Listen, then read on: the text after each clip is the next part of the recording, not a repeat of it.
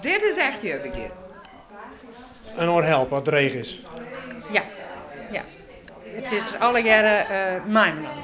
Het idee kwam van Anja de Roos van Jobbegeer. Ze rekken inspireren troch de acties van Serious Request. Een oproep op Facebook die de rest. Ze is oerrompelen troch het succes. Nee, dat heb ik nooit denken gekend. Nee, maar ik ben er snij mee begonnen en ik zette zelf iets op Facebook van dat ik er een beetje moeite mee had dat alle hielters in het boeteland ging. En daar kreeg ik wel reacties op, onder andere ik van, nou wat leidt u om zelf wat te beginnen? Nou, ik denk huppatee, wie niet waagt, wie niet wint.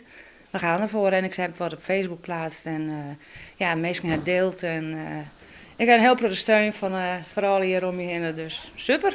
Een soort jobbegeersters komen in actie. Er komt haast geen eind aan de strimboek wordt dat bracht wordt. Ze gaan nu nog weer even naar de omehal en daar hebben ze nog even afgegrudden door een chipswaai. Dus heb ik weer 120 poeden chips.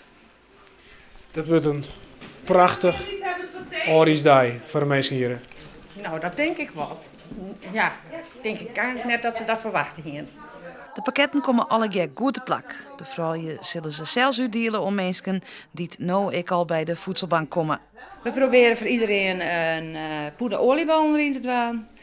En ik heb nog iets gehad van koekjes, sorry, snoepjes. Van alle 120 mensen komt er sowieso in.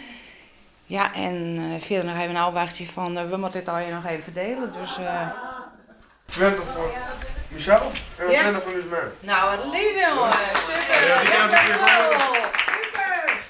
180 mensen die bij de voedselbank rennen, Ja. die hebben leuke Orisjonnen. Ja, dat hopen we wel. Ja. Dat hopen we dat wij dat een beetje mee mogelijk mee te kennen.